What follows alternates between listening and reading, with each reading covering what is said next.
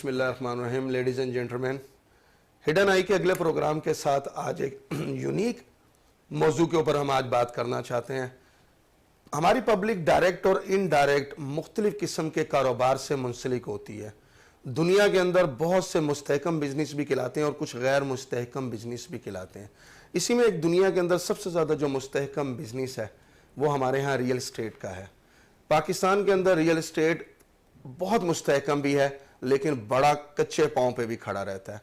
इसकी बहुत सारी वजूहात हैं, बहुत सारे कारोबारी इफेक्ट्स हैं, लेकिन दुनिया के अंदर अगर सबसे ज़्यादा मुस्तहकम बिजनेस माना जाता है तो वो रियल इस्टेट में है। चाहे कंस्ट्रक्शन की फील्ड में चले जाएं, प्लॉटिंग में चले जाएं, या रियल इस्टेट से मुंसलिक दीगर इंडस्ट्री पर चले जाएं, तो वो एक मुस्तहकम बिजनेस, उसमें आए दिन नई नई जिद्दतें भी होती हैं, नई नई प्लानिंग्स भी होती हैं, चेंजिंग भी आ रही हैं। तो क्योंकि एक इंसान को पत्थर के घर से रहने से शुरू करने वाली जिंदगी से आज वो एक खूबसूरत महलों की जिंदगी के अंदर रह रहा है। आप इमारतों की स्टाइल देखें, इमारतों की हाइट देखें तो आप हैरान हो जाएंगे। दुनिया कहीं से कहीं पहुंच चुकी है, लेकिन पाकिस्तान के अंदर कभी कभी ऐसे ऐसे गलत एक्सपीरियंसेस हो जाते हैं, ऐसे नई तजर्बात हो जाते हैं, या यूं समझ लें ऐसे नुकसानात हो जाते हैं जिसका कोई अजाला नहीं दे सकता। कई जगह ऐसा भी वाकया देखने में आया कि लोगों की साला साल और पूरी उम्र की जमा पूंजी इस कारोबार से मुंसलिक तबाह बर्बाद हो गई। लेकिन हर अच्छे के साथ बुरा भी मौजूद है और हर बुरे के साथ अच्छा भी मौजूद है। हम इस मौजू पे अक्सर बात करते आए कि अगर हम ना हुए तो क्या होगा।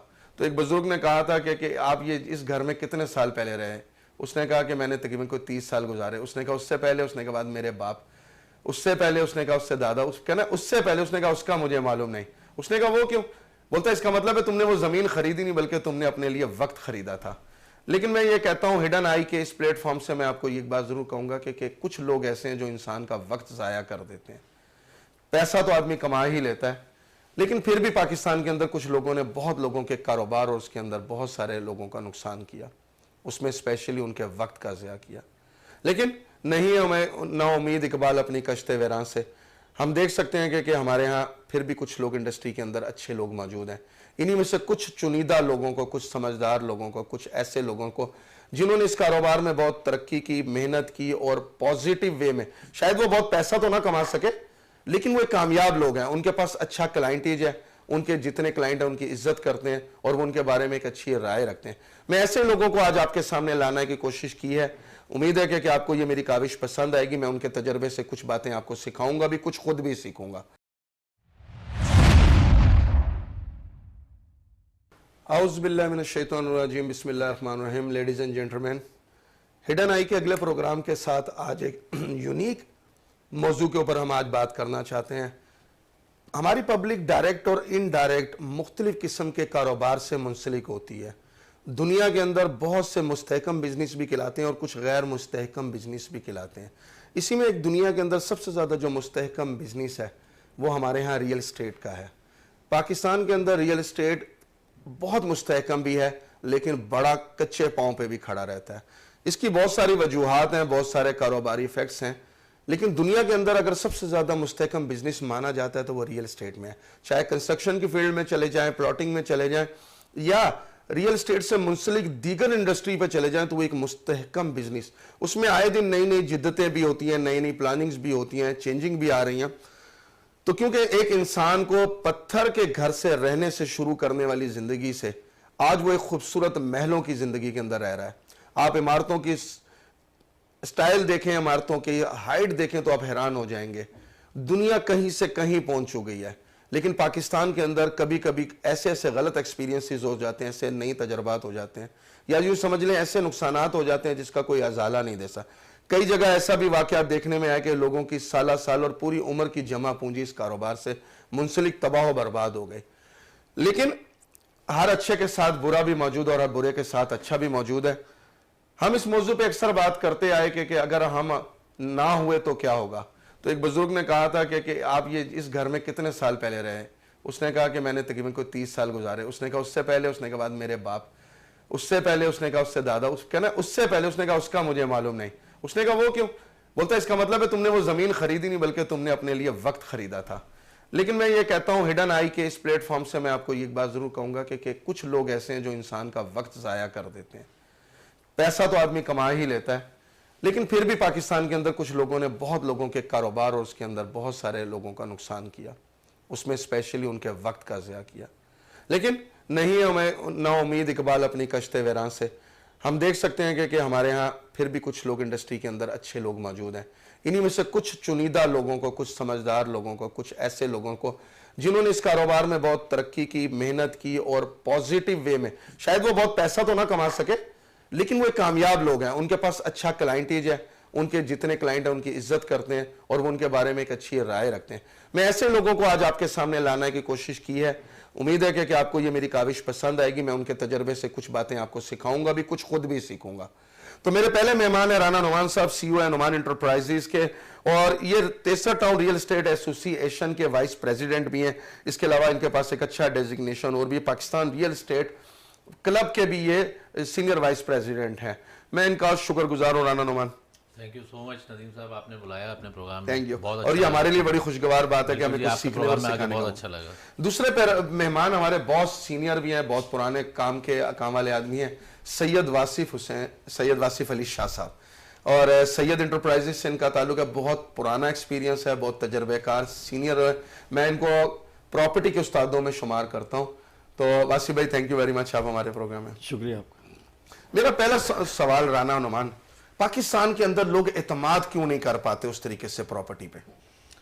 असल में एतमाद लोग करते हैं मगर थोड़ा सा प्रोसेस लोगों को पता नहीं होता है कि किस तरीके से कोई चीज़ ख़रीदी जाती है। अब मिसाल के तौर पे अगर हम प्रॉपर्टी ख़रीदने के लिए जा रहे हैं तो हम मशवरा जाके देखते हैं एक प्रॉपर्टी, मिसाल के तौर पे हमने एक बेंगलुरु जाके देखा, अब उसका जाके फिर हम मशवरा जो करते हैं वो करते हैं, हम स्टेट एजेंट को कहते हैं कि ठीक है जी हम बताते हैं आपको, और उसके बाद करते क्या हैं हम अपने वालिद से, वालदा से और मुख्तलिफ़ दोस्तों से उसका मशवरा करते हैं। हालांकि जो असल कंसल्टेंट है जो उस एरिया के अंदर काम कर रहा है, उधर अगर 3-4 लोगों के पास आप जाके उसके बारे में मालूमात लेंगे तो 100% आपको मालूमात हो जाएगी, मगर मालूमात ना होने की वजह से हम लोगों को नुकसानात होते हैं। ये तो रियल जो काम करने वाला है, जो जिस जगह पे आप प्रॉपर्टी ले रहे हैं उसी जगह के 4-5 स्टेट एजेंटों से अगर आप मुलाकात करेंगे, प्रोजेक्ट के बारे में पूछेंगे तो वो आपको इंशाल्लाह सही गाइड करेंगे। ठीक हो गया। सैयद वासिफ अली शाह साहब, कंस्ट्रक्शन के शोबे में भी आपका बड़ा नाम है, माशाल्लाह अच्छा काम कर रहे हैं। वासिफ भाई, कंस्ट्रक्शन के शोबे के अंदर हमारे यहाँ इतनी तेजी से जिद्दत नहीं आई जितनी तेजी में दुनिया के अंदर है। बहुत शॉर्ट टर्म इजी इन्वेस्टमेंट के जरिए, उन्होंने सस्ती इन्वेस्टमेंट के जरिए उन्होंने बड़ी हाई राइज बिल्डिंगें बना दी। हम इस शोबे में क्यों पीछे हैं? मैं तो इस बारे में यही कहना चाहूँगा कि महंगाई का बढ़ता हुआ रुझान और जगह का प्रॉपर ना होना, नक्शे से ज़मीनें ना होना। अमूमन आपने देख लिया होगा अब कच्ची आबादी में भी 50 गज़ पे, 60 गज़ पे, 100 गज़ पे जिस तरीके से बेहंगम बिल्डिंग्स बन रही हैं और फ्लैट्स बेचे जा रहे हैं। शायद इस बिज़नेस में नाकामी की एक वजह ये भी होगी। और जो प्रॉपर नक्शे के साथ बिल्डिंग्स बनती हैं उसमें लोग आबाद होते हैं, उसमें तमाम सहूलियात होती हैं, पानी, बिजली, गैस, जितने लोगों की अकोमोडेट है उतना इंतज़ाम किया जाता है। मेरे नज़दीक शायद ये मिस प्लानिंग कह लें, और जो भी प्रोजेक्ट हो उसकी प्लानिंग हो, वहाँ रेजिडेंशियल एतबार से जो भी कम्युनिटी हॉल है, मस्जिद है, वहाँ की जो ज़रूरत है उन लोगों की, ख़ुसूसन सीवरेज, पानी, बिजली और उसकी जो नक्शे की अप्रूवल है। एक बात बताइए, देखें आपकी बात से बात निकाल रहा हूँ कि जब हमारे गवर्नमेंट हमें प्लानिंग भी दे चुकी है, हमारे पास ऑलरेडी पुराने प्रोजेक्ट मौजूद हैं, पुराने कामयाब ज़मीन के प्रोजेक्ट हैं, उसके ऊपर जब कंस्ट्रक्शन की बारी आती है तो लोग बिल्कुल एक किस्म की लोकल कंस्ट्रक्शन कर रहे होते हैं, उसमें ना तजर्बेकारी भी होती है, सिक्योरिटी रिस्क नहीं, सिक्योरिटी की कोई सहूलत नहीं होती, फायर के कोई सिस्टम नहीं होता, हाई राइज बिल्डिंगें बन गई, उनमें ये फुकदान आता है। नहायत गैर महफूज है लोगों का इस तरीके से कंस्ट्रक्शन करना, और हमारी आवाम इस बारे में बिल्कुल नाशना है, उन्हें नहीं पता होता कि यह इन्वेस्टमेंट की जाए या नहीं की जाए। लेकिन उनका भी कसूर नहीं है, अच्छे प्रोजेक्ट ना होने के बायस, महंगाई ज़्यादा होने के बायस वो कोशिश करते हैं सस्ते से सस्ता प्रोजेक्ट ख़रीद लेते हैं, उसमें छोटा सा फ्लैट ले लेते हैं, कोई 2 कमरे का, कोई 4 कमरे का। लेकिन अभी तो वक्त गुजरता जा रहा है, आफ्टर 20 ईयर 30 ईयर उन्हें पता चलेगा कि हमने क्या चीज़ ख़रीदी है। और जो हाई राइज बिल्डिंग्स हैं, हाई राइज के मामले में मैं यही कहूँगा कि मिस प्लानिंग है, सारी नक्शा बनता नहीं है और गैर मेयारी कंस्ट्रक्शन हो जाती है, और हाई राइज होनी भी नहीं चाहिए, उसके लिए मखसूस एरियाज होने चाहिए, वहाँ हाई राइज बने। और लोकल एरियाज़ में भी आम जो इलाके हैं, छोटी आबादियाँ हैं, वहाँ भी लोगों ने, अब आपने देखा होगा कि इदारों की मिली भगत से 5 फ्लोर 6 फ्लोर जहाँ अलाउ नहीं है, लिफ्ट नहीं है, वहाँ पे गली इतनी बड़ी नहीं है, लेकिन लोगों ने बिल्डिंगें इतनी बड़ी बना ली हैं कि खुदा ना खास्ता अगर कोई हादसा हो जाता है तो उस सूरत में वो सेफ़ नहीं है। जी राना नुमान, एक बात बताएं, इतने अरसे से हम कराची के अंदर प्रॉपर्टी में काम कर रहे हैं, आप माशाल्लाह तजर्बेकार आदमी, मुझे ये बताएं कि गवर्नमेंट उस तरीके से अपनी स्कीमें देती ना तो देती है, और अगर देती है तो उसके अंदर अपना म्यार, और दूसरी बात है वो जो सहूलतें उनको वक्त पे देनी चाहिए उनको क्यों नहीं वक्त पे अदा करती, जिसकी वजह से वो प्रोजेक्ट बुरे तरीके से फ्लॉप हुए हुए होते हैं।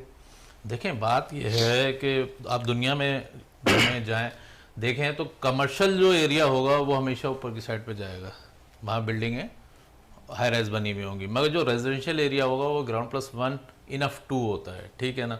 अच्छा, पोर्शन की बात कर रहे थे रिजू साहब, तो बात यह है कि क्या कहते हैं, देखें पोर्शन बन रहे हैं और इसको रोकना बड़ा मुश्किल काम है, ठीक है ना। और ये समझें कि एक तरीके की माफिया है जो रोक नहीं पा रहे हम लोग। अच्छा, पोर्शन बंदा क्यों लेता है? इसी वजह से लेता है कि जगह नहीं है कराची में। केडीए हो गया, एमडीए हो गया, इन दोनों इदारों को चाहिए कि आगे डेवलपमेंट करें। देखें, जब आगे डेवलपमेंट करेंगे तो तभी लोग, अब आज एक पोर्शन बंदा लेने के लिए जाता है तो वो 80 लाख 90 लाख करोड़ 1.25 करोड़ 1.5 करोड़ का है, उसी में ही अगर उसको ज़मीन का मकान मिल जाए तो वो उसको प्रेफर करेगा। मगर यहाँ तो ये है कि अनाउंस तो कर देते हैं, गवर्नमेंट हाउसिंग स्कीम अनाउंस कर देती है, मगर वहाँ डेवलपमेंट नहीं होती। देखें, जब आप पहले वहाँ यूटिलिटीज़ पहुँचा देंगे, मार्केट पहुँचा देंगे, तो फिर उसके बाद आप जो है वहाँ कोई हाउसिंग सोसाइटी लॉन्च करेंगे तो लोग आएंगे। जब यूटिलिटीज़ ही नहीं होंगी, मार्केट ही नहीं होगी, तो कैसे आएंगे लोग?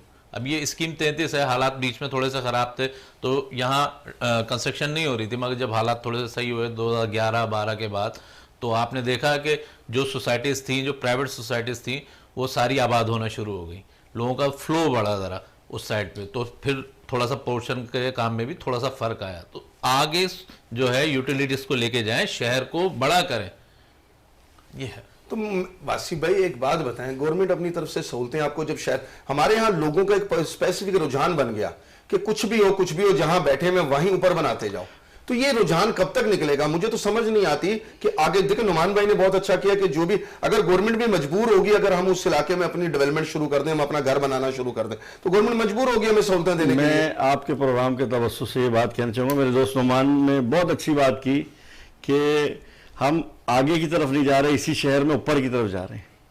और मैं समझता हूँ अगर आपके प्रोग्राम को सुन रहे हैं हुकामे वाला, तो कम से कम जो भी प्रोजेक्ट अनाउंस हुए हैं, तेसर टाउन है, एमडीए है, छोटी छोटी जो भी गवर्नमेंट की स्कीमें हैं, उन्हें जल्द अज जल्द रिहाइश के लिए वहाँ पे अनाउंस करें, लोगों को आसानियाँ दें, वहाँ सड़कें बनाएं, सेवरेज है, दूसरे इंतजामात हैं, जो भी अवामी ज़रूरियात हैं, अगर वो अवामी ज़रूरियात वहाँ अच्छी हो जाती हैं तो मैं समझता हूँ कि जल्द अज जल्द लोग वहाँ पहुँचेंगे। और ये जो शहर पे दबाव पड़ रहा है, और हुकूमत कितना कंट्रोल कर सकती है, किसी न किसी तरीके से लोगों की अपनी बिल्डिंग है, वो किसी न किसी तरीके से उसको बना लेते हैं, बनाने के बाद वहाँ आवाम भी बस जाती है, फिर कोई तोड़ भी नहीं सकता, फिर रिहाइश हो गई, फिर वो अवामी हक में जाता है फैसला, कोई आके तोड़ नहीं सकता उसे। इसलिए बेहतर यही है कि हुकामे बाला जो भी इदारे हैं वो इन एरियाज़ को सहूलियात फराहम करें, तमाम लोग यहाँ से वहाँ डाइवर्ट होना शुरू हो जाएंगे तो इंशाल्लाह शहर पे एक अच्छा मुस्बत असर पड़ेगा। ये बात तो आपकी ठीक है। राना नुमान, तुम्हारा एक्सपीरियंस है, तुम इस पर नजर रखते हो, मुझे ये बताओ, ट्रांसपोर्ट नहीं होगी, पानी नहीं होगी, बिजली नहीं होगी, तो एक आदमी अपने बच्चों को ले जाके, छोटे छोटे बच्चों को सुबह को उसको स्कूल की भी सहूलत चाहिए, सुबह उसको अपने बच्चों को दफ्तर भी जाना छोड़ के, सिक्योरिटी के बगैर वो कैसे इस तरह सर्वाइव कर लेगा? सर देखें, गुलिस्तान जौहर जो था स्टार्टिंग में आबाद जो हुआ, ठीक है, तो वहाँ फ्लैट बने, ठीक है। जब फ्लैट आप अनाउंस करेंगे, गवर्नमेंट कोई फ्लैटों की स्कीम अनाउंस करे, ठीक है, जिसमें कोई 2000-3000 के प्रोजेक्ट बनाए, तो जाहिर सी बात है जब वो पोजीशन देंगे तो एक साथ 2000 जब लोग रहने के लिए आएंगे तो वहां फिर पब्लिक ट्रांसपोर्ट भी आएगी, फिर क्योंकि 2000-3000 की आबादी होगी तो वहां, यही तो मेरा इख्तलाफ है कि पहले अवाम जाए तो ट्रांसपोर्ट आए, जबकि आपको पता है कराची के अंदर एक गोल्डन कंपनी है जिन्होंने पूरे पाकिस्तान के अंदर हाउसिंग स्कीमें दी, उन्होंने सारी सहूलतें पहले से लोगों को प्रोवाइड की, तो क्या गवर्नमेंट नहीं कर सकती हमारे? गवर्नमेंट बिल्कुल कर सकती है, गवर्नमेंट के लिए इजी है। टैक्सेस में भी बहुत सारी जगह पे जो है छूट हो जाती है जहां लो कॉस्ट हाउसिंग की स्कीम होती है। आप देखें ना, गुलिस्तान जौहर हो गया, वो आबादी फ्लैट्स की वजह से हुआ है। पहले फ्लैट्स बने हैं, लोग उसके अंदर आके रहे हैं, तो उसके बाद नीचे कमर्शियल मार्केट देखें। अभी एक ओपन एरिया में आप प्लॉट दे देते हैं, जैसे हाउसिंग सोसाइटियां हैं, तेसर टाउन है, MDA हाउस वे, ठीक है।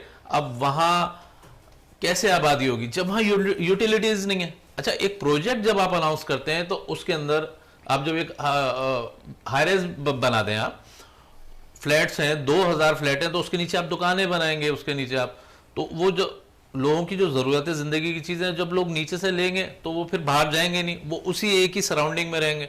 और वहाँ जाहिर सी बात है पब्लिक ट्रांसपोर्ट आएगी। तो अब स्कीम 33 है, स्कीम 33 में आप देखें कि 2012 के बाद से फ्लैट साइट्स लॉन्च हुई, जहां जहां फ्लैट बनना स्टार्ट हुए उस जगह पे सोसाइटीज की वैल्यू बढ़ गई और वहां सोसाइटीज में आबादी हो गई। इसी तरीके से आगे तेसर टाउन है, अभी तेसर टाउन को भी ऐसे डेवलप करना चाहिए। आगे भी स्कीम 33 से आगे भी जो एरियाज पड़े हुए हैं तो उस जगह पे जो है फ्लैट साइट सबसे पहले लॉन्च करें, क्योंकि ये कामयाब तजुर्बा है। कराची के अंदर देखें, गुलिस्तान जौहर से पहले अगर आप आ जाते हैं तो फैटल बी एरिया को देख लें आप। फैटल बी एरिया और गुलशन इकबाल जो आबाद हुआ है वो पहले हुआ है फ्लैट से। गुड, फ्लैट साइडें बनी तो गुलशन इकबाल आबाद। कहने का मकसद ये है कि बहुत सारी आबादी एक छोटी सी जगह पे अंदर आबाद हो जाती है, वहां आमदोरफ्त शुरू हो जाती है, बुनियादी सहूलतें मिली, वहां से क्लाइंटेज भी जनरेट हो जाता है और उसके बाद ऑटोमेटिकली घरों को सहूलत मिलना शुरू हो जाती है। आपका कहने का मकसद ये दूसरी चीज ये है कि जो 240, 400, 500 गज के मकान में रह रहा है उसको यहां से वो क्यों शिफ्ट होगा हाईवे पे? शिफ्ट तो वो होगा ना जो या किराए के घर में रह रहा है, ठीक है, या कोई पोर्शन लेना चाह रहा है तो वो उससे बेहतर वो वहां फ्लैट ले लेगा, तो वो ज्यादा उसके लिए इजी होगा। तो जब तक अपॉर्चुनिटी नहीं मिलेगी आवाम को, जब तक आवाम नहीं जाएगी, खाली प्लॉटिंग की आप बैलेटिंग कर दें और उसके बाद आप समझें कि वहाँ आबादी हो जाएगी, यूटिलिटीज नहीं है, कैसे आबाद हो जाएगी? यूटिलिटी नहीं होगी। वासी भाई मुझे एक बात बताइए कि इस वक्त हमारे यहाँ कच्ची आबादियाँ कितना अफेक्ट डाल रही हैं इसके ऊपर? अगर आप देखा जाए तो एक तरफ से देखा जाए हमारे रियल एस्टेट एजेंट कहते हैं कि हमें सबसे ज्यादा नुकसान कच्ची आबादियों ने किया, और दूसरी तरफ हमारे गरीब तबका कहता है हमें सबसे ज्यादा बुनियादी सहूलत कच्ची आबादी से मिलती है। इसका जवाब मैं आपसे जरूर लूंगा, लेकिन एक छोटे से ब्रेक के बाद लेडीज एंड जेंटलमैन हमारे साथ हिडन आई के इस प्रोग्राम में इंतजार कीजिएगा। वासिफ भाई से दोबारा इसका जवाब लेते हैं। Thank you.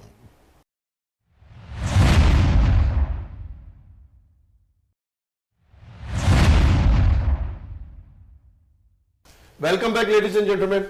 मैं अपना सवाल कर चुका हूं, जवाब वासी भाई से लेते हैं। जी वासी भाई। जी, कच्ची आबादियों का जहाँ तक ताल्लुक है, कराची जैसे सिटी जो कि इंटरनेशनल सिटी है और किसी वक्त में बहुत बड़े सिटीज़ में शुमार होता था, अब तो बहुत पीछे रह गया, इंटरनेशनली भी और कंट्री वाइड भी। बहुत बड़ी बात है वासी भाई। कराची शहर को मैं माजरत के साथ ये कहना चाहूँगा कि हमने बहुत पीछे कर दिया। यानी कि किसी गांव में चले जाएं और कराची को देख लें, आपको बराबर ही लगेगा। और आपका कहने का मकसद है कि अब हम कच्ची आबादी ज्यादा है, पक्की आबादी कम है। देख लीजिए ना, कैलकुलेशन के साथ सड़कों का फुकदान है, सफाई का फुकदान है, और कच्ची आबादियां आपको क्यों बनती हैं, क्यों फूलती फलती हैं? उसकी वजह यही है कि लो कॉस्ट स्कीम नहीं है, अच्छे प्रोजेक्ट अनाउंस नहीं हो रहे, और मुख्तलिफ माफियाज हैं जो गवर्नमेंट से भी मिली हुई हैं या इदारों से मिली भगत करके आवाम को बिठा देती हैं और वो कच्ची आबादियाँ जल्द आबाद हो जाती हैं। वहाँ पे बिजली गैस भी आ जाती है, पानी भी आ जाता है, तो फिर गवर्नमेंट प्रोजेक्ट्स को या जो प्रॉपर प्रोजेक्ट्स हैं उसमें लोग जाने के बजाय कच्ची आबादियों में बस जाते हैं। अब शहरों में जो बस गई वो आबादियाँ तो बन गई, उनका तो कुछ नहीं हो सकता, लेकिन अब इदारों को ये देखना चाहिए कि आगे आने वाली जो स्कीम्स हैं उन्हें अच्छा करके प्रॉपर अनाउंस कर दें, लोग वहाँ शिफ्ट हो जाएं, और इसी तरह कराची शहर ज़्यादा सफाई की तरफ भी जाएगा और तरक्की की तरफ भी जाएगा। और कच्ची आबादियाँ हैं लेकिन हमारे इख्तियार में हैं, अगर हम चाहें तो उन्हें भी बेहतर कर सकते हैं। इख्तियार में है आपका? बिल्कुल इख्तियार में है, और हमारे स्टेट बरादरी के जो भी लोग हैं वो, उन्हें कच्ची आबादी से इतना नुकसान नहीं है जितना अब प्रॉपर उनको नए इलाकों को आबाद ना करने से। सही। अगर नई जमीन आपका पर, कहने का मकसद ये, राना नुमान ये सवाल मैं आपसे भी करूंगा, पहले आप अपनी बात मुकम्मल करिएगा, कि आपका कहने का मकसद ये कि गवर्नमेंट अगर आगे को तेजी से बढ़ाना शुरू कर दे, शहर को इंफ्रास्ट्रक्चर देती रहे, उनकी तमाम सहूलतें देती रहे, तो आपका कहने का मकसद ये कि कच्ची आबादी की वैल्यू ऑटोमेटिकली रुक जाएगी, उसकी जरूरत खत्म होती जाएगी। एक्चुअल मैं आपसे ये बात शेयर करना चाहूंगा कि जैसे हमारे दोस्त नुमान भाई ने जिक्र किया, तिसर टाउन है, एमडी है, हॉक्स बे है, कई सालों से तातुल का शिकार हैं सारे इलाके। आवाम वहाँ पहुँचती नहीं है। लोगों ने प्लॉट लिया है, 20-20, 25-25 साल हो जाते हैं, 30-30 साल, खरीदने वाला बूढ़ा हो जाता है। मैं बिल्कुल एक बात बिला शुबा कहना चाहूँगा, खरीदने वाला जो है वो बिल्कुल उस उम्र में पहुँच जाता है कि वो उस तरफ जाता ही नहीं। मतलब वो पोतों के काम आती है। ऐसे ऐसे उसके बच्चे बेच देते हैं, कीमत बढ़ जाती है, लोग बेनिफिट उठा लेते हैं। लेकिन वो जो भी शख्स प्लॉट खरीद रहा है वो उसे आबाद करे, वहाँ घर बनाए, अपनी प्रॉपर्टी बनाए, रेंट आउट करे, उसके बच्चे शिफ्ट हों। ये हमारे इदारों का काम बनता है कि जल्द अज जल्द लोगों को बसाने के लिए वहाँ बुलाएं। बिल्कुल ऐसा। राना नुमान, इसी मौजू पे फिर इस सवाल पे आप क्या कहेंगे? सर देखिए, कच्ची आबादियाँ तो बन गई हैं, ठीक है, हर चीज़ का कोई ना कोई हल होता है और गवर्नमेंट जो है उसके पास बड़े इख्तियारात होते हैं। अब जैसे आप देखें कि लियारी एक्सप्रेसवे बना, तो उसमें काफ़ी सारी आबादी थी, उन्हें रीसेटलमेंट में डाला, उन्हें रीसेटल किया, ठीक है ना। आज देखें कि वो भी एक एरिया बन गया। अच्छा, ये भी मैं ऑन द रिकॉर्ड आपको बताऊं कि कुछ लोग ऐसे थे जो बिल्कुल कच्ची आबादी में उस नाले के साथ साथ गंदे नाले के साथ रहते थे। अल्लाह ने उनका कुरानदाजी में नाम ऐसी जगह निकला जहां वो आज मेन रोड के ऊपर, और उनकी 40-40 लाख रुपए उस प्रॉपर्टी की वैल्यू बन गई और उन्होंने वहां अच्छा बिजनेस शुरू किया। तो कई दफा शिफ्टिंग और हिजरत भी इंसान को बेनिफिट देती है। हम लोग समझते हैं कि नहीं, जहाँ बैठे हैं वहीं से मर गए। राना क्या कहते हैं इस पे? तो वही बात है, देखें आप कोई फैसिलिटी देंगे, देखें कच्ची आबादी है, ठीक है, आप उनको शिफ्ट करें, ठीक है, और जो आपको लग रहा है कि जो मैनेज हो सकती हैं, जहां आप सड़कें बना सकते हैं और सब उनको लेवल में लेकर आए तो उसको मैनेज कर लें। और जो आपको पता है कि जिस जगह से रोड गुजरना है या कोई प्रॉब्लम क्रिएट हो रही है आवाम के लिए, किसी कच्ची आबादी से अगर आवाम को कोई प्रॉब्लम क्रिएट हो रही है तो उसको शिफ्ट कर देना चाहिए। शिफ्टिंग जब ही होगी जब आप हाईवे पे कोई यूटिलिटीज का बंदोबस्त करेंगे, कोई प्रोजेक्ट करेंगे ऐसा। तो आप मिसाल LERP की है, आप देखें लोग वहाँ रह रहे हैं। जी हाँ, ये कि यूटिलिटीज मेन चीज़ है और इसके लिए डेवलपमेंट करनी पड़ती है। अच्छा, अब सब सवालों में राना आपका एक्सपीरियंस है, आप मार्केट में बैठते हैं, 2 नंबर सोसाइटीज, इसने कितना लोगों को अफेक्टिव किया अब तक?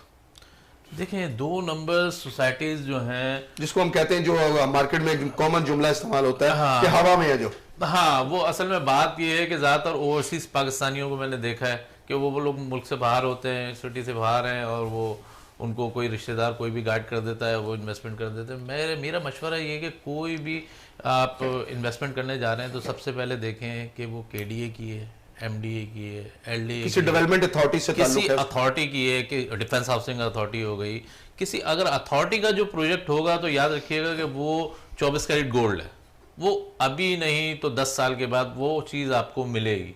अदरवाइज अगर कोई और भी दूसरी अच्छी सोसाइटियां हैं उसके लिए आप मशवरा, मैंने आपसे पहले भी अर्ज किया था कि मशवरा हमेशा आप किसी अच्छे रियल एस्टेट कंसल्टेंट, मतलब कहने का मकसद है कि अगर बीमारी का इलाज है तो डॉक्टर से मशवरा करें, वकील से ना करें, और वकील का मशवरा डॉक्टर से ना करें। बिल्कुल बिल्कुल। हम यहाँ मशवरा करते हैं अपने भाई से, उन्हें कुछ पता नहीं होता, या किसी सिस्टर से या फादर से, उससे मशवरा करें जो उसका डॉक्टर है, जो उसका डॉक्टर है। अच्छा वासी भाई, लोगों का इन्हिसार आजकल थोड़ा सा प्रॉपर्टी से एज ए बिजनेस खत्म होता जा रहा है। लोग अपनी रिहायशी सहूलतों के लिए अड़ते हैं, लोग घबराते हैं थोड़ा सा, अपने बच्चों को भी वो कहते हैं कि नहीं यार, अगर स्टेट एजेंट, बल्कि अब तो एक जुमला ऐसा इस्तेमाल होता है कि अगर स्टेट एजेंट है तो उसको बेटी भी नहीं देते। तो ये कहा था? नहीं, मैं आपकी बात से बिल्कुल इत्तेफाक नहीं करूंगा। मतलब आपको भी मिली है? एक्चुअली ऐसा है कि जो लोग प्रॉपर अच्छा बिजनेस कर रहे हैं वो पैसे भी कमाते हैं, दुआएं भी कमाते हैं, जो डिलीवर कर रहे हैं। अगर आप किसी को प्लॉट लेके दे रहे हैं तो आपकी जिम्मेदारी है आप उसे वहाँ तक, उसे पहुँचाने तक, पोजीशन तक साथ दें।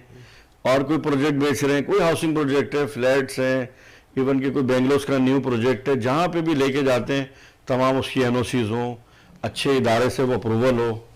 तो मैं नहीं समझता कि इसमें स्टेट एजेंट, हाँ अगर कोई ऐसे स्टेट एजेंट है जो ज़ाती मफाद के लिए किसी को नुकसान पहुंचाने के लिए या वक्ती फ़ायदे के लिए गलत गाइड करता है तो ये बात गलत कहलाई जाएगी। मैं इससे मतलब मैं बिल्कुल एग्री नहीं करूँगा। जो अच्छे, जिनका पेशा है, जिनका प्रॉपर्टी से साल हर साल, इस बात से पता चल जाता है कि कितने साल से मार्केट में सर्वाइव कर रहा है वो बंदा, उसकी वर्थ होती है, उसके क्लाइंट्स होते हैं।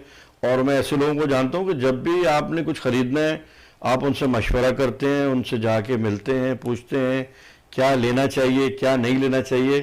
तो अमूमन ऐसे क्लाइंट हैं मौजूद।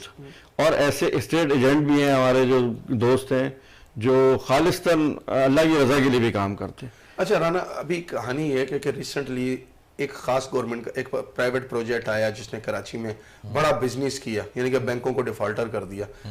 उससे आगे अब लोग बड़ी तेजी से प्लानिंग करते हैं, यानी कि अंदाजा कीजिए अब नूरिया आबाद से मिलाते जा रहे हैं। मुझे समझ नहीं आ रही कि जब हम कराची के अंदर टूल प्लाजा के सराउंडिंग आबाद नहीं कर सके, यहाँ गवर्नमेंट वो सहूलतें नहीं दे सकी, वहां तो 7 डेवलपमेंट अथॉरिटी लग रही है, तो वहां कैसे गवर्नमेंट सहूलतें दे देगी?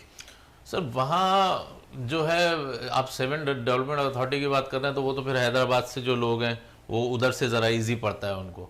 अदरवाइज कराची की जो पब्लिक है, मैंने आपको फिर वही बात बताई ना कि वो लोग ऐसी सोसाइटी में इन्वेस्टमेंट करते हैं जो ओवरसीज़ हैं या जिनको प्रॉपर्टी की नॉलेज नहीं है। वो सिर्फ आपके गुड फेथ पे कि आपने कहा कि भाई ये एक सोसाइटी आई है, हाईवे पे आई है। अब हाईवे कितना दूर है ये उन्हें नहीं पता होता, लोग बुकिंग करा देते हैं, 50,000 लाख रुपए दे दिए सस्ता समझ के। हाँ, सस्ता समझ के। मगर बात ये कि वो डिस्टेंस इतना है, यहाँ से आप बहरिया जाएं आए, आपको पता है फ्यूल कितना लगता है। तो अब तो बहरिया के लोगों को भी बड़ा मुश्किल हो गया है। जो बहरिया में हमारे फ्रेंड्स हैं जिनके ऑफिसेज हैं और वो डिफेंस से बहरिया जा रहे हैं तो उनका 4,000 का तो पेट्रोल लग रहा है। तो बड़ा मुश्किल होता है। तो आहिस्ता आहिस्ता आगे बढ़े। देखिए पानी आप छोड़ेंगे तो ऐसा नहीं है पानी यहाँ से छोड़ेंगे तो वो एकदम आगे नहीं चला जाएगा, वो रास्ता बनाते हुए जाएगा। तो अब ये बैरियर बीच में गैप आ गया, टूल प्लाजा आ गया, भाई करीब रखना चाहिए था ताकि लोगों की इजी अप्रोच होती, हर तबके का बंदा वहां रहता। देखें आज जिसकी लाख रुपए सैलरी है वो भी वहां बैरिया में नहीं रह सकता, वो अफोर्ड ही नहीं कर सकता आना जाना। जब 4,000 का पेट्रोल लग रहा है तो आपको लग्जरी लिविंग चाहिए होती है नुमान, वो तो बैरिया में भी सर्वाइव क्या बोलते हैं हमारे डीएचए में भी नहीं कर पाता। डीएचए में प्रॉपर्टी की वैल्यू इतनी ज्यादा है, लेकिन लिविंग स्टैंडर्ड वहां भी एक नॉर्मल सही है। अगर देखा जाए तो हमारा नॉर्थ नाजमाबाद इससे ज्यादा अच्छा मिल जाएगा आपको। बिल्कुल, ये जो हमारे नॉर्थ नाजमाबाद हो गया और गुलशन इकबाल हो गया, पीसीएचएस हो गई, यहाँ सारी यूटिलिटीज हैं, सारी फैसिलिटीज हैं। अब यहाँ जो लोग रहते हुए आ रहे हैं वो कभी भी बहरिया टाउन या इन जगहों पे शिफ्ट नहीं होते। वो लोग जिनका बजट कम है, ठीक है ना, वो और जिनको जगह बड़ी चाहिए, 200-400 गज का 500 गज का मकान चाहिए, तो वो लोग वहाँ शिफ्ट होते हैं। अदरवाइज तो सब सही है। सैयद वासिफ अली शाह साहब, पोर्शन कहाँ कहाँ अफेक्ट आया पाकिस्तान में? कराची में सबसे ज्यादा दुख इस टाइम लोग रोते हैं कि पोर्शंस ने बड़ा दुख दिया।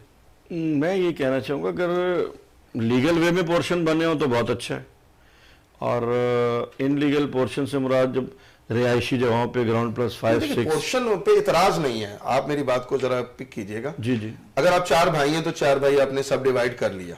मुझे सिर्फ ये बताएं, गवर्नमेंट जब आपको उस घर के अंदर, सिंगल घर के अंदर पानी बिजली गैस नहीं दे पा रही पूरा, अब तो अल्हम्दुलिल्लाह बिजली का और पानी का बहरान तो था ही था, अब तो अल्हम्दुलिल्लाह गैस का भी आ गया। तो इस बहरानों के अंदर अब ऊपर एक घर को नहीं दे पा रही, तो वो जो 4 घर हो जाएंगे जिसमें से 4 आपके बच्चे भी हो जाएंगे, 2 बीवी, 4 बीवियों का भी इजाफा होगा, तो उसके अंदर गवर्नमेंट किस तरह आपको सहूलत देगी? जाहिर बात है गवर्नमेंट का भी इसमें कसूर नहीं है। अब एक ही मकान में अगर नस्ल दर नस्ल 4 फैमिली या 6 फैमिली रहना चाहेंगी, पोर्शन सिस्टम भी हो गया, चाहे उसमें गैर रहें या बहन भाई रहें, तो इसीलिए मैं कहूँगा कि आगे की तरफ बढ़ना चाहिए। ये आप वाला जुमला, मैं लेडीज एंड जेंटलमैन एक बात आपको बताऊं, हुज़ूर सल्लल्लाहु अलैहि वसल्लम के सहाबा कराम फरमाते थे कि अगर जब आपके वालिद का इंतकाल हो तो उसके ऊपर पड़ी हुई चादर को भी तकसीम कर दो। मैं लोगों को कहता हूं कि बजाय उसी के अंदर घुसने के आप तरका तकसीम करें और आगे बढ़ें, जिद्दत लाएं, थोड़ा सा चेंजिंग लाएं अपनी लाइफ के अंदर। हमारे यहाँ लोगों का ख्याल है कि शायद जिंदगी वहीं शुरू हुई वहीं ख़त्म हुई। ये मेरा मैसेज है, समझ में आए तो ठीक है। अगला सवाल वासिफ भाई, कब तक हम इस तरह जीते रहेंगे? दुनिया इंटरनेशनल सिटीज पे कहां से कहां पहुंच गई, हम अपने घर के प्लस्तर भी सही नहीं करा पाए। मेरा इत्तेफाक हुआ है कुछ बाहर कंट्रीज में भी जाने का, तो हम कंस्ट्रक्शन के मामले में, सफाई के मामले में, रिहाइश के मामले में हम बहुत पीछे हैं।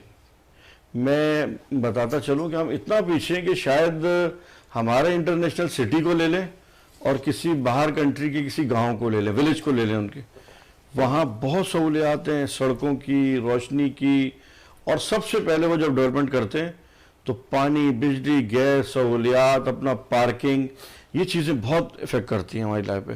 और अब आने वाले टाइम में तो आबादी का जंगल बनता जा रहा है कराची। आप देख लें, शाम को आप 5-6 बजे के बाद शारा फैसल से नहीं गुजर सकते।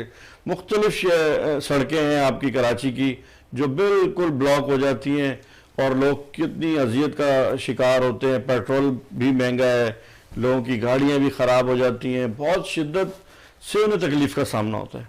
ठीक हो गया। ये तो हमारे इदारे इन मामलात को कोशिश करें बेहतर करने की, रोडों को बढ़ाएं, रोड मजबूत अच्छे बनाएं, रोड ही टूटे हुए सारे। सबसे अहम बात, अब थोड़ी सी गवर्नमेंट ने सहूलत की, एक बस की जो स्टार्ट हुई है सर्विस, अल्लाह करे कोई इतनी अच्छी सहूलियात आ जाएं कि ट्रांसपोर्ट की सहूलत मिले आवाम को आने जाने की। सबसे अहम बात तो मैं यही कहूँगा। वासिफ भाई थैंक यू। राना, एक अहम सवाल ऐसा जी जी जो बड़ा तकलीफ देता है, जी जी हम डॉक्यूमेंट्स में इतना पीछे क्यों है? इस कदर कॉम्प्लिकेशन, सीटीसी, डुप्लीकेट, फाइल के अंदर ये प्रॉब्लम, सेल डीडें, इतने लंबे, जबकि एक पेपर के ऊपर भी तो काम हो सकता है। कराची में एक बहुत अच्छी कंपनी खुद बजाता है, डीएचए, सिर्फ एक पेपर के ऊपर हमें बिजनेस कराता है। तो इतनी ज्यादा कॉम्प्लिकेशन के बाद भी हम सीधे नहीं हो पाते और लोग उलझे हुए हैं इन डॉक्यूमेंट्स। इतने मुश्किल डॉक्यूमेंट्स क्यों हैं हमारे मुल्क? असल में बात यह है, देखें अब जो दौर है, जैसे बड़े साहब ने बात की अभी कि दुनिया घूमे और सब जगह पे इनको एटमॉस्फेयर डिफरेंट मिला, सफाई मिली, सुथराई मिली। मैं भी दुबई जैसे जाना हुआ मेरा, मैंने दुबई में भी कुछ जगह ऐसी देखी जहाँ कचरा पड़ा हुआ था। वो कौन सी जगह थी? वो जगह थी जहाँ कैमरा नहीं लगा। अच्छा, मतलब आपका कहने का मकसद है जहाँ चेक एंड बैलेंस है वहाँ कोई प्रॉब्लम नहीं है। ठीक है ना। अच्छा, ये टेक्नोलॉजी का दौर है, ठीक है। तो अब आप देखें कि पहले हम आईडी कार्ड बनवाने के लिए जाते थे तो बड़ी मुश्किल होती थी हमें, और बड़ी मुश्किल से मिलता था। आज आईडी कार्ड आपको 3 दिन में मिलता है, 3 दिन में। पासपोर्ट आपको 1 हफ्ते में मिलता है। टेक्नोलॉजी आई है ना, करप्शन भी खत्म हुई। टेक्नोलॉजी जब आप लेकर आएंगे तो करप्शन खत्म होगी, ये एक मेन चीज़ है, ठीक है जी। तो नदीम भाई आप क्या रिपीट कीजिएगा सवाल? कि हमारे यहाँ डॉक्यूमेंट्स पे इतना मुश्किल। डॉक्यूमेंट्स देखें, डॉक्यूमेंट्स का ये देखें, मुख्तलिफ सोसाइटियाँ आती हैं, वो लॉन्च होती हैं और उसके बाद जो है वो भाग जाती हैं और लोगों का पैसा डूब जाता है, ठीक है जी। तो ये एक मेरी एडवाइस है कि जैसे नादरा है, नादरा को दें कॉन्टैक्ट, या कोई ऐसा इदारा बनाए जहाँ कोई भी आप सोसाइटी जो है वो जब आपका डेवलप हो रही है और परमिशन एनालिसिस ले रही है, तो उसके जो ट्रांसफ़र है, उसका अलाटमेंट जो है वो एक इदारे से हो, भले वो प्राइवेट हो या गवर्नमेंट हो। जैसे मिसाल के तौर पे नादरा को ले लेते हैं हम, कि अगर हमें स्कीम 33 में किसी कोऑपरेटिव सोसाइटी का ट्रांसफ़र लेना है तो हम नादरा जाएं। अगर हमने एमडीए का ट्रांसफ़र लेना है, ये नहीं कि हम एमडीए का ऑफिस जाएं, एक ऑफिस ऐसा बनाएं जो लैंड का हो, जहां हर जगह का ट्रांसफ़र एक ही वन विंडो पे हो रहा हो। आप समझ रहे हैं? और उसका प्रोसेस भी एक ही हो। आज आप एक सोसाइटी का ट्रांसफर कराने जाते हैं, उसका एक अलग प्रोसेस है, एमडीए का जाते हैं उसका एक अलग प्रोसेस है, प्राइवेट सोसाइटी का जाते हैं उसका एक अलग प्रोसेस है। तो कोई एक वन विंडो ऑपरेशन होना मतलब आपका कहने का मकसद है कि इदारा एमडीए डेवलपमेंट या केडीए हो, वो सारे तमाम को अपने पास ले ले, उसके बाद वो ट्रांसफर वो करता रहे, जमीन के सारे मामला वो देखता है। एमडीए जो है, एमडीए के एरिया, जो एरिया है, इस एरिया के अंदर अगर कोई प्राइवेट सोसाइटी भी आती है तो उसका जो ट्रांसफर है, उसकी जो इंफॉर्मेशन है वो एमडीए से होनी चाहिए। Good information ladies and gentleman. कुछ देर का वक्फा है, इंतजार कीजिए, हिडन आई आपके लिए नई मालूमात जरूर लाएगा, इंतजार कीजिए। Thank you.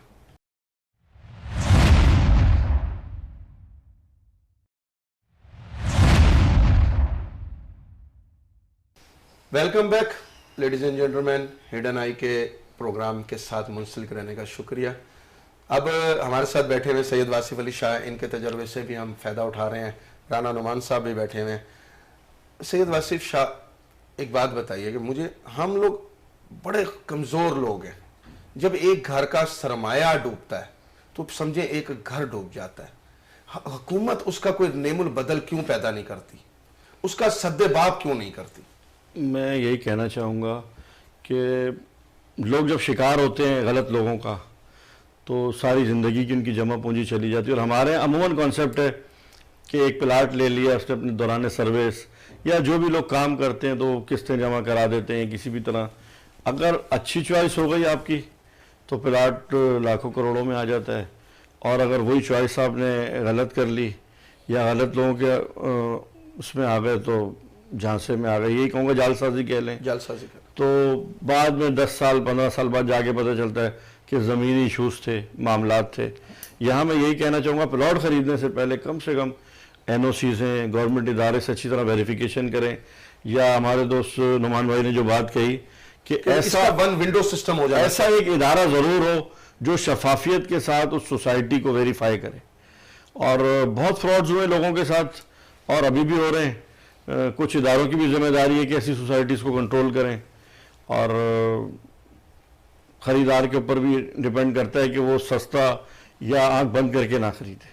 राणा नुमान, ये मुझे बताएं, वन विंडो की कोई स्पेशल टेक्निक, मिसाल के तौर पे हमने तो अभी ये कहा ना कि जब ट्रांसफर का मामला आएगा, जब हम फाइल खरीद लेंगे तो उसको हम, लेकिन उससे पहले वेरिफिकेशन के कोई ऐसा तरीका नहीं इजाज़ हो सकता हमारे शोबे में कि हमें अपने एक फ़ोन पे या हमारे इंटरनेट जिस तरह एक सहूलत मिली हुई है उस पर वेरीफाई कर लें हमें तमाम इदारों अपने इन प्रोजेक्ट्स को? बहुत अच्छी बात की आपने। देखें, करना चाहें तो बहुत कुछ हो सकता है। अब आप देखें कि हम किसी क्लाइंट को कोई प्रॉपर्टी दिला रहे होते हैं तो सबसे पहले हम उसका आईडी कार्ड लेते हैं, नादरा की साइट पे डालते हैं, उसकी डिटेल लेते हैं कि इसका आईडी कार्ड ओरिजिनल है कि नहीं।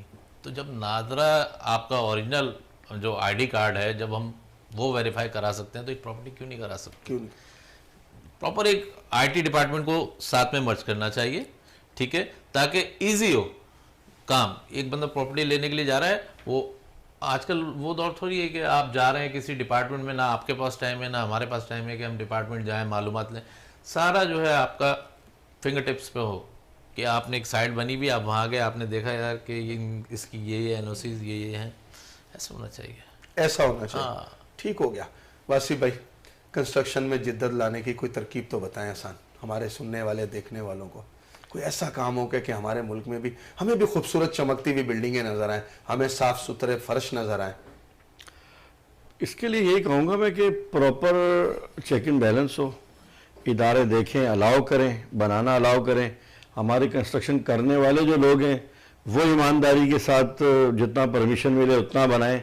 असल में यहाँ पे जो ख़राबी पैदा होती है वो इसी वजह से होती है कि ग्राउंड+3 की इजाज़त है तो ग्राउंड+6 बन गया, और एक क्राइटेरिया होना चाहिए, उसके मुताबिक बिल्डिंग बने तो इंशाल्लाह खूबसूरती भी आएगी और हमारे एरियाज़ भी साफ़ हो जाएंगे अगर नक्शे के मुताबिक काम हो।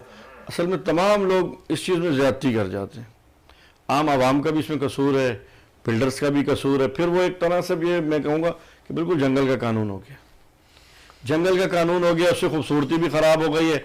फिर हम परेशान होते हैं, हम कहते हैं जी वो ये हो गया वो गया। देखना चाहिए, इससे हादसात भी हो सकते हैं। और हमारे यहाँ कोई इतना सेफ्टी के अच्छे इंतजाम नहीं है, ना गलियाँ इतनी बड़ी हैं, ना फायर ब्रिगेड आ सकती है, ना इमरजेंसी में कोई। ये सवाल बड़ा आम, आपने खुद ही बात की। मैं अगला सवाल आपसे यही पूछना चाह रहा था कि हमारे यहाँ गली तो दी जाती है 24 फीट की, लेकिन लोग अपनी जगह बढ़ा बढ़ा के आखिर में पहले गार्डन खा जाते हैं, फिर खुद ही कोई वॉशरूम की और एक अपनी पार्किंग गाड़ी के लिए खड़ी करने के लिए जगह लेते हैं। उसके बाद इमरजेंसी की सूरत में अगर फायर ब्रिगेड आपकी घर में दाखिल होना चाहे, घर के आग बुझाने के लिए दाखिल होना, तो उसको रास्ता ही नहीं मिलता। तो इसमें कसूर आवाम का, गवर्नमेंट का थोड़ी है, वो तो आवाम का कसूर है। एग्जैक्टली, बिल्कुल आप दुरुस्त कह रहे हैं, आवाम का ही कसूर है असल में। लेकिन चेक इन बैलेंस करने के जो इदारे हैं उनका भी काम बनता है, आगे जब काम हो रहा है गली का एक साइज़ है उसके मुताबिक साइज़ रखा जाए। एक्स्ट्रा थड़े हो गए या लोगों ने बालकनी बढ़ा ली, गैलरियाँ बढ़ा ली हैं, सीढ़ियाँ बाहर निकाल लेते हैं। अमूमन लोग अपना घर छोड़ के बाहर सीढ़ी रखते हैं, तो इस पे होना चाहिए। राणा साहब, एक बड़ा ऐसा सवाल जो आजकल बहुत उठ रहा है, पाकिस्तान को सबसे ज्यादा जो इस टाइम प्रॉब्लम हुई है वो माहौलियात की हुई है। हमारे यहाँ जंगल और दरख्त लगाने का कॉन्सेप्ट लोगों के ज़हनों से निकल चुका है। कराची एक बकौल इमरान खान साहब ने भी कोशिश की थी, थोड़ी सी शोर तो मचाया था, फिर उसने सिर्फ एजेंडे के तौर पे इस्तेमाल किया इसका। मुझे ये बताएं, कराची के अंदर अभी कंक्रीट का पूरा जंगल बनता जा रहा है, यहाँ दरख्त लगाने का और अर्बन जंगल का कॉन्सेप्ट ही नहीं। दुनिया के अंदर उन्होंने क्या किया, पार्क को उसके साथ इतने सारे दरख्त लगा दिए कि एक अर्बन जंगल का कॉन्सेप्ट बना दिया। उसी के अंदर वॉक भी हो रही है, उसी के अंदर उन्होंने बैठने की जगह भी रख दी, लेकिन वो एक जंगल बना दिया जो कि ऑक्सीजन सिलेंडर का काम का। हमारे ऐसा जहन क्यों नहीं आ रहा, जबकि हमारे पास खाली जगह भी, नाले भी इन्होंने साफ किए हैं बड़ी दोनों तरफ, तो ऐसा कॉन्सेप्ट वो क्यों नहीं ला सकते, क्यों नहीं लाते? देखिए, गवर्नमेंट का काम है ये, हमारा पब्लिक का भी है, पब्लिक रिलेशन तो कर सकती है, पब्लिक का दुनिया में इसका काम पब्लिक रिलेशन कर रही है। पब्लिक का काम है। देखें, हम पब्लिक की बात करते हैं तो हम तो अपने घर से कचरा साफ करते हैं, बाहर फेंक देते हैं। हालांकि आप जाएं ममालिक में जाएं तो आपकी जिम्मेदारी है कि आगे तक का आपने साफ करना है और गार्डनिंग करनी है, ठीक है। दूसरी चीज़ ये है कि कोई भी एरिया होता है, मैं कभी एक सोसाइटी के अंदर गया, आपको बताऊँ मैं, तो मैं अंदर गया, मुझे इतना अच्छा लगा, कम लोग और गार्डन भी बना हुआ है, पार्क बना हुआ है, मस्जिद भी है, सब कुछ, और लोग कम मुझे नज़र आ रहे हैं। तो फिर मैंने नोट किया, मैंने देखा कि ग्राउंड+1 से ऊपर वहाँ कोई है ही नहीं। कोई नहीं। ठीक है, फिर दूसरी चीज़ ये कि आवाम भी इतनी नज़र नहीं आ रही, कचरा भी नज़र नहीं आ रहा। तो बात ये है कि जब हम एक प्रॉपर एक उसमें एक प्लान पे चलते हैं कि भाई हमने ग्राउंड+1 से ऊपर नहीं बनाना, तो हमारे पास फिर उस सोसाइटी के अंदर जो है कोई कचरा नहीं होगा, कोई मकसद ये कि इजी आप कहीं भी गाड़ी पार्क अभी आप नए प्रोजेक्टों पे काम कर रहे हो कराची के अंदर, आप क्या बाउंड नहीं कर सकते? एक इंफरादी तौर पे एक कैंपेन बना के हम पूरी कौम, हैसियत कौम, एक दूसरे का हाथ पकड़ के हम लोगों को बाउंड कर सकते हैं। आप अगर आप कराची के अंदर उठा के देखें तो मेरे ख्याल में गुलशन मेमार जो भी नया प्लॉट बनने लगता है तो उसको वो गिफ्ट करते हैं, एक दरख्त का, एक पौधे का गिफ्ट करते हैं कि ये आपने लगाने लगा।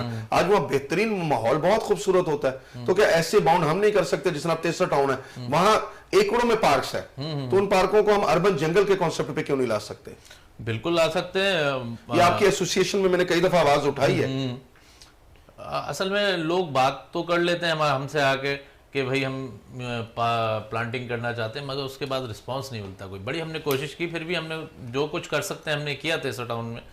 अब आज आप देख लें, कुछ सेक्टर ऐसे हैं जहाँ PMT भी अभी अप्रूवल हो गई है, और इंशाल्लाह अल्लाह पाक चाहेगा तो आप लोगों की काविश है माशाल्लाह, लगे हुए कोशिशों में लगे हुए, क्या कह सकते हैं।